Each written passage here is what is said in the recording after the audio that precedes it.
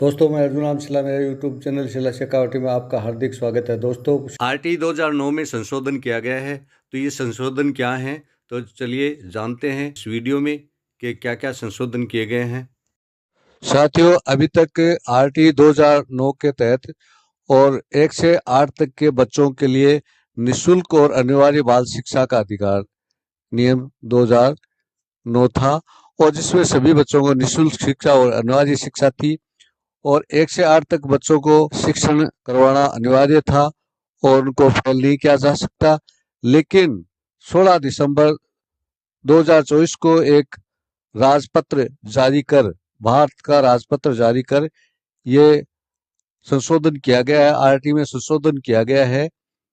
इस संशोधन के अनुसार प्रदत्त शक्तियों का प्रयोग करते हुए निःशुल्क और अनिवार्य बाल शिक्षा का अधिकार नियम 2010 का और संशोधन करने के लिए पहला नियम तो यह है कि इस नियमों का संक्षिप्त नाम निःशुल्क और अनिवार्य बाल शिक्षा का अधिकार संशोधन नियम 2024 है। ये सरकारी राजपत्र में उनके प्रकाशित की तारीख को लागू होगा, यानी ये 16 दिसंबर 2024 से लागू होगा। और इस नियम में यह बताया गया कि निःशुल्क और अनिवार्य बाल शिक्षा का अधिकार नियम 2010 में भाग 5 के पश्चात निम्नलिखित भाग अंतस्थापित किया जाएगा।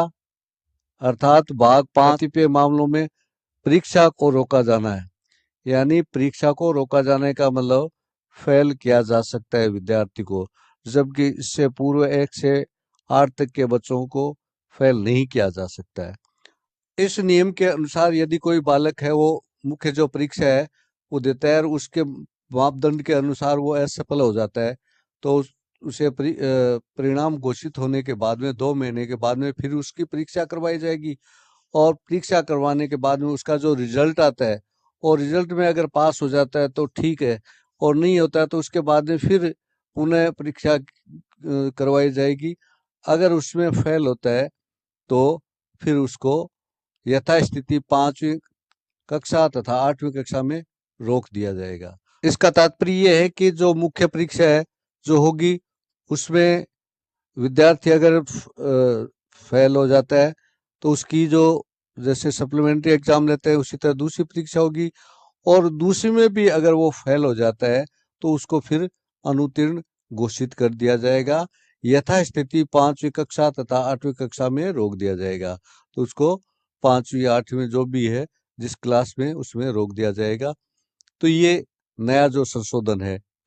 अब अगर ऐसी स्थिति होती है तो बालक को रोके रखने के दौरान कक्षा शिक्षक बालक के साथ यदि आवश्यक हो तो बालक के माता पिता भी मार्गदर्शन करेगा, और इसके बारे में माता पिता को भी इसकी जानकारी दी जाएगी और इसके लिए मार्गदर्शन किया जाएगा।